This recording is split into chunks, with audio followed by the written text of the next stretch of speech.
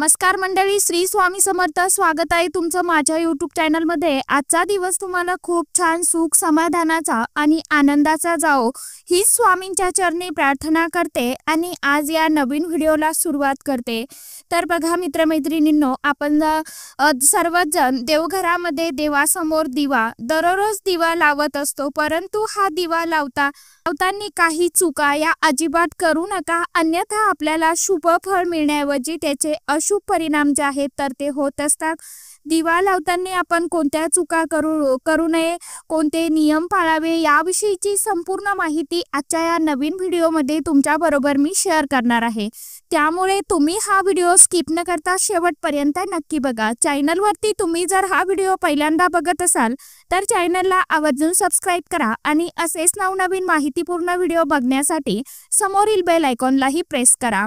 त्यामुळे मी जेव्हा कधी नवीन व्हिडिओ अपलोड करेल तर सर्वात अगोदर त्याचं नोटिफिकेशन तुम्हाला मिळेल आणि तुमचा एकही व्हिडिओ मिस होणार नाही. तर बघा, वास्तुशास्त्रानुसार आणि शास्त्रानुसार त्याचबरोबर पुराण शास्त्रानुसार दिवा लावण्याचे देखील काही नियम आहेत. हिंदू संस्कृतीमध्ये दिवा लावणे हा एक उत्तम संस्कार आहे. दिवा हे तेजाचं प्रतीक आहे आणि दिवा अंधारातून तिमिराकडे नेत असतो. त्याचबरोबर दिवा लावल्याने पावित्र्य, मांगल्य आणि सकारात्मकता राहत असते. देवासमोर दिवा लावल्यामुळे माता लक्ष्मी घरामध्ये अखंड स्वरूपात, स्थिर रूपात निवास करत असते आणि दिवा लावल्याशिवाय कोणतीही पूजा, कोणताही धार्मिक विधी हा पूर्ण मानला जात नाही आणि होतही नाही. तर असा हा दिवा लावताना कोणत्या चुका करू नये हेच आपण आजच्या व्हिडिओमध्ये जाणून घेणार आहोत. बघा, देवघरामध्ये आपण तुपाचा दिवा लावू शकतो, त्याचप्रमाणे तेलाचा दिवा सुद्धा लावू शकतो. तुपाचा दिवा लावला तर तो आपल्या उजव्या बाजूला ठेवायचा आहे आणि जर तेलाचा दिवा लावला तर तो आपल्या डाव्या बाजूला ठेवावा. आपली उजवी बाजू जी आहे तर ती देवांची डावी बाजू असणार आहे. त्यामुळे तुपाचा दिवा आपल्या उजव्या बाजूला, तेलाचा दिवा हा आपल्या डाव्या बाजूस असावा. तुपामध्ये सकारात्मक ऊर्जेचं प्रमाण हे तेलापेक्षा जास्त असतं, म्हणून देवघरामध्ये शक्य असल्यास तुपाचा दिवा लावावा, कारण याचे फायदे जे आहेत तर ते जास्त आहेत. परंतु तुपाचा दिवा लावणे हे प्रत्येकाला शक्य होत नाही, प्रत्येकाला परवडणारे नसते. त्यामुळे जरी आपण आपल्याला तुपाचा दिवा लावता आला नाही तरी तेलाचा दिवा हा आवर्जून लावावा. जर आपण तुपाचा दिवा लावत असू तर देशी गाईचं शुद्ध तूप आपल्याला वापरायचं आहे. दिव्यामध्ये जी वात घालतो तर ती वातीची दिशा जी आहे तर ती सुद्धा योग्य असणं तितकंच गरजेचं आहे. दिव्याची वात जी आहे तर ती कोणत्या दिशेला असावी, आपल्याला जर आर्थिक समस्या असतील, पैसा संबंधीच्या अडचणी असतील, घरामध्ये पैसा येत नसेल, काही केल्या पैसा पुरत नसेल, पैसा येतो परंतु तो याना त्या कारणाने खर्च होत असेल, माता लक्ष्मी घरामध्ये स्थिर नसेल, तर वातीची दिशा आपल्याला उत्तरेला करायची आहे. उत्तर दिशेला वातीची दिशा का करायची, तर उत्तर दिशा जी आहे तर ती दिशेचे स्वामी आहेत ते म्हणजे कुबेर देव. तर कुबेराची उत्तर दिशा ही आहे, म्हणून आपल्याला उत्तरेला आर्थिक समस्या नष्ट होण्यासाठी ही दिव्याची वात जी आहे तर ती करायची आहे. परंतु घरामध्ये जर सततचे आजारपण असेल, दिव्याची वात जी आहे तर ती तुम्हाला पूर्व दिशेला करायची आहे आणि उत्तर आणि पूर्व ह्या दोन्ही दिशा ज्या आहेत तर त्या खूप शुभ आहेत. त्यामुळे दोन्हीपैकी कोणत्याही एका दिशेला आपण दिव्याची वात जी आहे तर ती ठेवू शकता. वातीची दिशा चुकूनही दक्षिण दिशेला करायची नाही. दक्षिण ही जी दिशा आहे तर ती अशुभ आहे, कारण ती यमाची दिशा म्हणजे ही दक्षिण दिशा. त्यामुळे दक्षिणेला चुकूनही दिव्याची वात नसावी.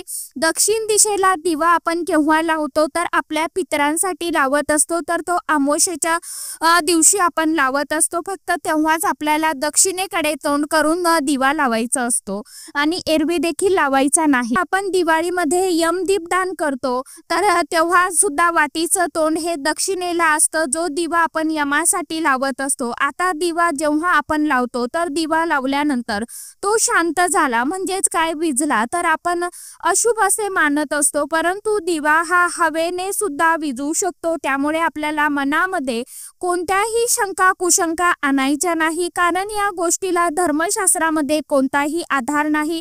त्यामुळे दिवा विझला तर घाबरून न जाता परत आपल्याला तो प्रज्वलित करायचा आहे। आता तीन वातीचा जर आपण दिवा लावला तर आपली उत्तरोत्तर प्रगती जी आहे तर ती होत असते। आपण कणकेचा दिवा जो आहे तर तो सुद्धा बनवून आपल्या देवघरामध्ये ठराविक दिवशी लावू शकता, जसं की अमावस्या असेल, एकादशी असेल किंवा संकष्टी चतुर्थी असेल, पौर्णिमा असेल, अशा ठराविक दिवशी आपण कणकेचा दिवा जो आहे तर तो आपल्या देवघरामध्ये तयार करून लावला तर याचे सुद्धा शुभ फळ आपल्याला मिळत असते। दिव्याची वात जी आहे तर ती आपण कापसाची वात वापरतो आणि त्याचप्रमाणे कलाव्याची वात जी आहे तर ती अत्यंत शुभ मानली जाते। शक्य असेल तर ठराविक दिवशी कलाव्याची वात जी आहे तर ती आपल्याला दिव्यामध्ये लावायची आहे। देवासमोर आपण दिवा लावतो त्यावेळेला तो दिवा जो आहे तर तो स्वच्छ असावा, खंडित झालेला किंवा तुटलेला, गळका, फुटलेला दिवा आपल्याला अजिबात वापरायचा नाही।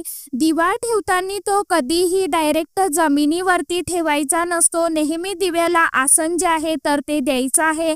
मग आपण दिव्याखाली एखादी छोटीशी प्लेट ठेवू शकता, तांब्याची ठेवा, स्टीलची ठेवा, पितळेची ठेवा किंवा त्याखाली आपल्याला थोडेसे अखंड तांदूळाचं आसन द्यायचं आहे किंवा फुलांच्या पाकळ्यांचं देखील तुम्ही आसन ठेवून त्यावरती आपला हा जो दिवा आहे तर तो ठेवायचा असतो। परंतु डायरेक्ट जमिनीवरती दिवा जो आहे तर तो कधीच ठेवू नका। कालिका पुराणानुसार जर दिवा आपण जमिनीवरती ठेवला तर धरणी मातेला दिव्याचा ताप जो आहे तर तो लागत असतो आणि ती नाराज होते। दिव्यातून तेल गळत असेल तर असा दिवा कधीही देवघरामध्ये प्रज्वलित करायचा नाही। त्याचबरोबर तिळाच्या तेलाचा दिवा आपण देवघरामध्ये लावला तर हे सुद्धा अत्यंत शुभकारक मानलं जातं। वातीचा आकार जो आहे तर तो मध्यम असावा। वात जी आहे तर ती पूर्णपणे तेलामध्ये किंवा तुपामध्ये बुडलेली असावी। तेल आणि तूप हे दिव्यामध्ये एकत्र कधीही घालू नये।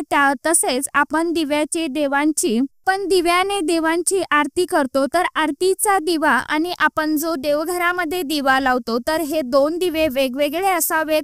देवांच्या समोरचाच दिवा उचलून त्याने कधीच आरती करू नका। शक्यतो दोन वातीची एक वात करून आपल्याला तो दिवा जो आहे तर तो लावायचा आहे। म्हणजेच दिव्यामध्ये जोडवात जी आहे तर ती लावावी। जोडवात का लावली जाते तर जीवाशिवाचं प्रेम म्हणून दोन वाती दिव्यामध्ये टाकल्या जातात।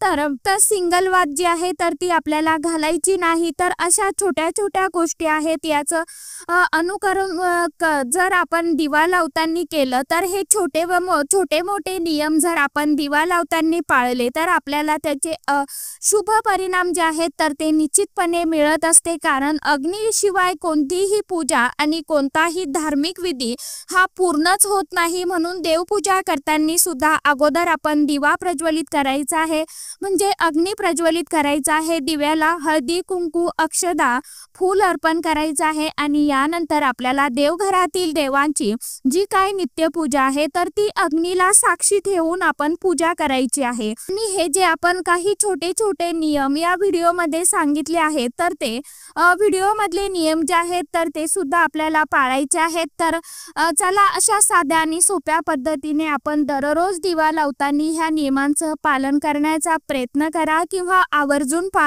पालन करा।